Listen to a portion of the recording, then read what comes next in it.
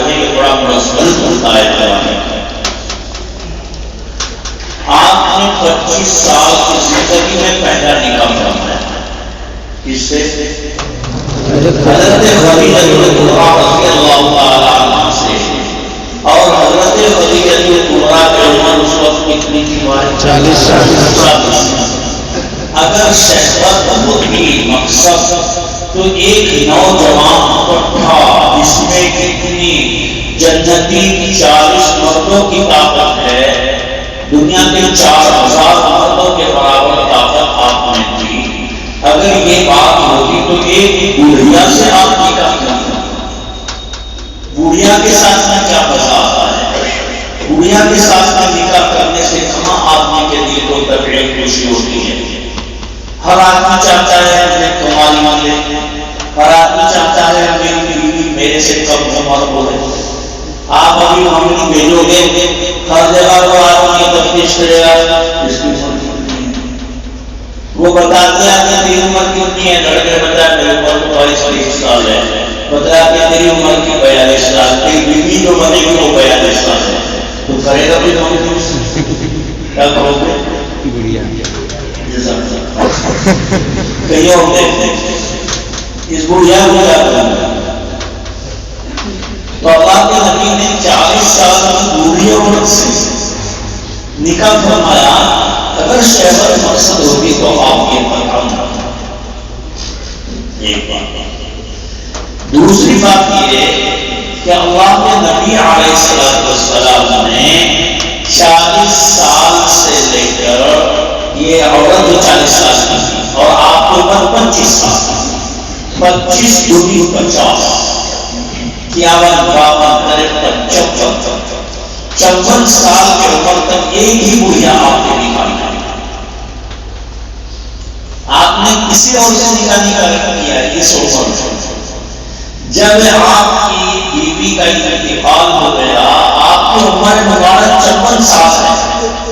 اب 54 سال کے بوڑھے آدمی نے کہاں خواہش ہے، کہاں شہوت رہتی ہے بڑھاپے میں؟ 54 سال جب 40 سال میں 50 بھی گزر گیا، اب کہاں شہوت رہتی ہے آدمی میں؟ آپ نے 54 سال کی عمر میں اب دوسرے نکاح کیا. اور وہ کہاں؟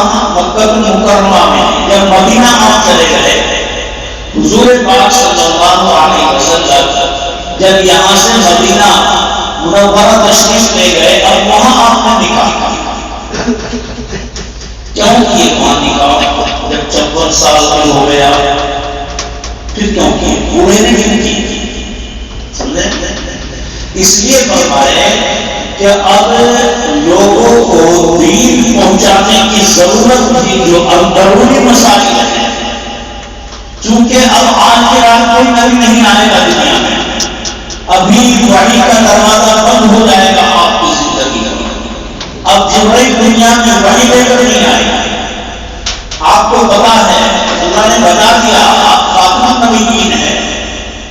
اب ضرورت ہے کہ جتنے میرے صحابہ دین کو سیکھ کر دنیا کو بتائیں گے تو میری عورتیں بھی تو متعاقد ہوں جو اندروں میں بہت سے مسائل سیکھ کر کے پوری امت تک پہنچائے جائیں. لہذا آپ نے ایک نکاح فرمایا، اس سے پوری نہیں ہونے کی ضرورت بھی نہیں. اپنی ضرورت نہیں، وہ تو 54 سال کے ہو چکے ہیں. ضرورتیں بھی دیا آپ کی پوری نہیں ہو رہی ہے. ایک اور سے کیا، ایک اور سے کیا، ایک اور سے کیا. یہ جو آپ نے نکاح فرمائے یہ اس لیے تاکہ میں بھی بیان کروں گا، وحی سناؤں گا لوگوں کو. میری متعدد عورتیں اندرونی مسائل سیکھیں گی اور پوری امت کو بتائے گی. اس لیے آپ نے متعدد نکاح فرمایا. اکیلی حضرت عائشہ سبب جتنے زیادہ ہوں گے اتنی اشاعت ہوگی. ایک تو وجہ ہے. دوسری وجہ یہ فرمائی کہ آپ صلی اللہ علیہ وسلم نے متعدد نکاح فرمائے اس لیے کہ بہت سے لوگوں کو آزادی دلانا مقصد تھا. چونکہ نظام تھا، حکم تشریعات تھا، کہ جو جہاد میں فتح پائیں گے ان کے ہاتھ میں جو مرد آئیں گے وہ غلام بن جائیں گے، اور جو عورتیں آئیں گے وہ باقی بن جائیں گی۔ تقسیم کرنے کے بعد جس کو جو دے دیا گیا وہ اس کا مالک ہو گیا۔ اب آزاد کیسے کرانا؟ پوری انسانیت پر رحمت للعالمین جو کہ آپ ان میں تشریف لائے، پوری انسانیت پہ آپ کو احساس کرنا ہے۔ اسی لیے ابو داؤد شریف میں ایک روایت ہے، ابناء الصحابہ، صحابہ کے لڑکوں نے، مجاہدین لوگوں نے وہ روایت نقل فرمائی ہے۔ یہ فرمایا کہ اعلیٰ من ظلم معاہدہ، کہ جو آدمی ظلم کرے عہد کیے ہوئے آدمی کے ساتھ میں، حضور فرماتے ہیں چاہے وہ غیر مسلم ہیں، اگر معاہد کے ساتھ میں ظلم کیا جائے گا تو یاد رکھو کل قیامت میں اللہ کے سامنے انا حجیج ہوں کہ میں محاجت کروں گا اس کی طرف سے ساتھی کے لیے، چاہے ساتھی مسلمان ہیں اور مظلوم غیر مسلم ہیں، تو حضور فرمانے کے کل قیامت میں اللہ کے سامنے اس کی طرف سے محاجت کروں گا، یعنی میں حجت کروں گا اور اس کو اس کا حق وہاں آخرت میں ملے گا۔ تو آپ کو تو ساری انسانیت پہ احساس کرنا تھا۔ حضرت حاتم طائی جو گزرے ان کے گھر کے صفا ایک جنگ کے اندر صحابہ کرام نے حاتم طائی کی ہڈی کو قید کر دیا۔ بخاری شریف جب اللہ کے نبی صلی اللہ علیہ وسلم کے پاس میں قیدی بن کر لوگ آئے اور یہ لڑکی بھی باقی بچی تقسیم میں آ گئی، پتا لگا صحابہ نے بتایا حاتم طائی کی لڑکی ہے، تو یہ حضور کی خدمت میں گئے اور جا کے عرض کیا کہ میں اتنے بڑے آدمی کی بیٹی ہوں، مشہور ہے کہ اگر آپ مجھے آزاد کرتے تو اچھی بات ہے، میری عزت رہ جائے گی۔ حضور کریم صلی اللہ علیہ وسلم کو سننا کتنی اہم بات ہے۔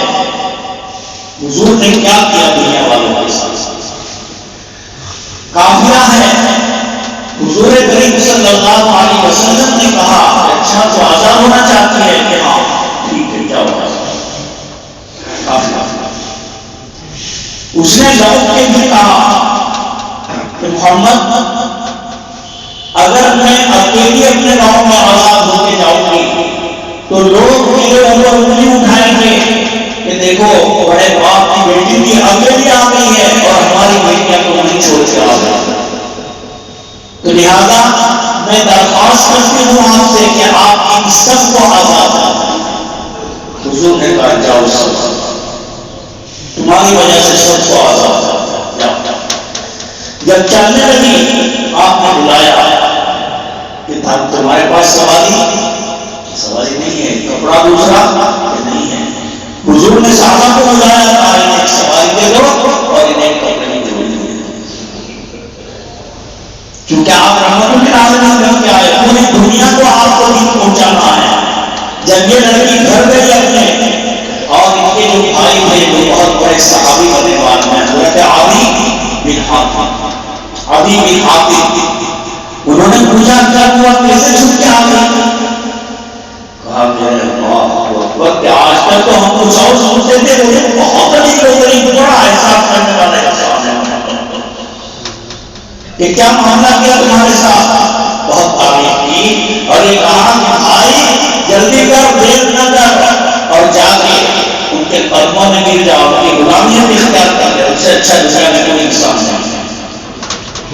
حاتم طائی کے لڑکے حضرت علی ابو بکر سے ملاقات کے لیے چلے، جس وقت نبی پاک صلی اللہ علیہ وسلم نے سامنے دیکھا کہ علی آ رہے ہیں، غیر مسلم ہیں، اللہ کے نبی صلی اللہ علیہ وسلم اپنے مسند مبارک سے کھڑے ہوئے اور انہیں داخل ہوتے ہی بلایا اور ادھر کھڑے ہو کے جیسے ہم کوئی بڑے بزرگ کو چھوٹا استاد کھڑے ہو کے اپنی جگہ بٹھاتا ہے، تو حضرت نے انہیں نبی کریم صلی اللہ علیہ وسلم نے انہیں اپنے مسند پہ بٹھایا اور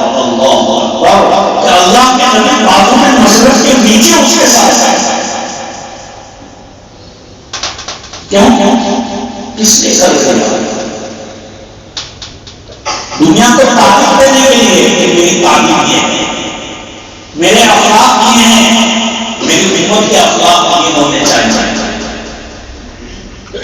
بہرحال وہ وہاں بیٹھا اور تھوڑی دیر کے بعد صلی اللہ علیہ وسلم کے انداز کو دیکھا تو فوراً ایمان میں داخل ہو گیا۔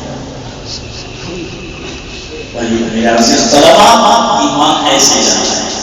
بہرحال اللہ کے نبی تو پوری دنیا کے لیے آئے، آپ نے متعدد دنیا کی تاکہ لوگوں پہ احسان ہو جائے، ایسے احسان ہوگا کہ جو میرے صحابہ جنگوں میں جاتے ہیں اور لوگوں کو غلام بنا کے لاتے ہیں، ضابطہ تو نہیں کر سکتا ہوں کیونکہ ان کے مملوک پر جاتے ہیں وہ، لیکن ایک آپ نے یہ طریقہ اختیار کیا کہ متعدد قبائل کی متعدد عورتوں سے نکاح کیا، متعدد قبائل کی متعدد عورتوں سے نکاح کیا آپ نے۔ تو جب صحابہ کو یہ پتہ چلتا تھا کہ یہ اس خاندان کے ہیں کہ جہاں حضور نے شادی کر رکھی ہے، تو اس شرم کی وجہ سے حضور کے تو سسرالی رشتے دار ہیں۔ جیسا کہ مثال کے طور پہ جب آپ کی شادی کسی گاؤں میں ہو جاتی ہے تو ہر آدمی اس داماد کو، اس گاؤں کا آدمی کیا کہتا ہے تو ہمارے داماد ہے، کوئی بھی پوچھیے تو نہیں، ہر آدمی اس گاؤں کا کیا کہے گا تو ہمارے داماد ہے، یعنی ہمارے گاؤں کے داماد بلا کے نہیں ہمارے ہی ہیں۔ تو اللہ کے نبی علیہ السلام نے جب نکاح کر دیا کسی خاندان میں اور صحابہ کو پتہ لگا کہ کوئی اس خاندان کے اس قبیلے کے لوگ ہیں، تو یہ سمجھ کر کے تو حضور کے سسرالی رشتے دار ہیں، سسرالی رشتے دار ہیں، تو ان کو آزاد کر دیتے۔ اس لیے آپ نے متعدد خاندانوں میں متعدد نکاح فرمائے کہ جتنے بھی زیادہ نکاح ہوں گے اتنے لوگ زیادہ آزاد ہوتے چلے جائیں۔ بہرحال ان وجوہات کی بنا پر آپ صلی اللہ علیہ وسلم نے متعدد نکاح فرمائے۔ اللہ کے نبی علیہ السلام جب دنیا سے تشریف لے گئے، آپ کے نکاح میں 9 عورتیں موجود تھیں۔ ان عورتوں میں حضور پاک صلی اللہ علیہ وسلم نے بالغ قائم فرمائی تھی اپنی زندگی میں۔ صرف روایت جو آپ نے پیچھے پہلے پڑھی ہے، یہ جو کہہ رہے ہیں کہ 9 عورتیں تھیں اور حضور پاک صلی اللہ علیہ وسلم ان کے درمیان میں بالغ قائم فرماتے تھے، یہ ابتدا کی بات ہے، ورنہ آخر میں حضرت سودا رضی اللہ تعالیٰ عنہ جو ہیں انہوں نے اپنی باری کو، جو اگلے بات میں آ رہا ہے، اپنی باری کو حضور کے لیے خاص کر دیا، حضرت عائشہ کے لیے خاص کر دیا، ان کو اپنی ہبا پر دی باری کیا گیا۔ حضور کریم علیہ السلام نے کسی وجہ سے اللہ تعالیٰ عالم الصواب حضرت سودا کو طلاق دینے کا ارادہ کر دیا تھا۔ ٹھیک دیکھنے میں موٹی بہت تھی اور اللہ تعالیٰ عالم کیا ان کے اندر کمالات خوبی دیکھی ہوں گی حضرت عائشہ نے۔ حضرت عائشہ یہ فرمایا کرتی تھی کہ میرا دل یہ چاہتا ہے کہ حضرت سودا کے بدن میں میری روح حلول کر جاتا، حضرت سودا کے بدن میں روح میری ہو اور بدن سودا کا ہو، ان کا بدن کا بناؤ اور انداز سب و قال اللہ نے اتنے عجیب و غریب رکھے تھے کہ حضرت عائشہ اس کے بارے میں یہ فرمایا کرتی۔ اللہ کے نبی نے ارادہ کر دیا کہ طلاق دیں گے، بڑھاپا ہو چکا تھا، ان کا جو عمر تھی، تو انہوں نے ہوشیاری سے کام کیا کہ یہ تو غلط ہو جائے گا اگر حضور کی زوجیت سے میں چلی گئی۔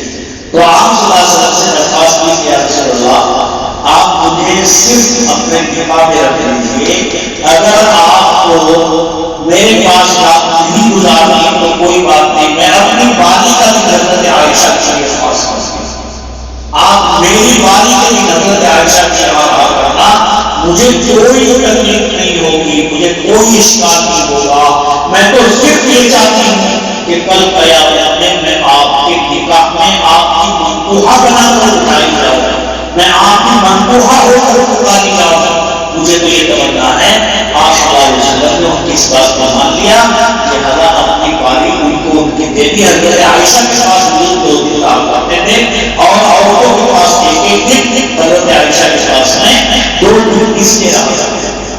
مسئلہ نکلا کہ کوئی بھی شوکت اپنی باری اپنی شوکت کے لیے خاص ہبا کر سکتی ہے، اور پھر جب ہبا کر دے ہمیشہ کے لیے نہیں ہوتی۔ اگر وہ چاہے پھر آگے کسی زمانے میں کہ میں تو واپس دینا چاہتی ہوں تو پھر واپس بھی لے سکتی ہے۔ ایک مرتبہ ہبا کرنے کے بعد ہمیشہ کے لیے ہبا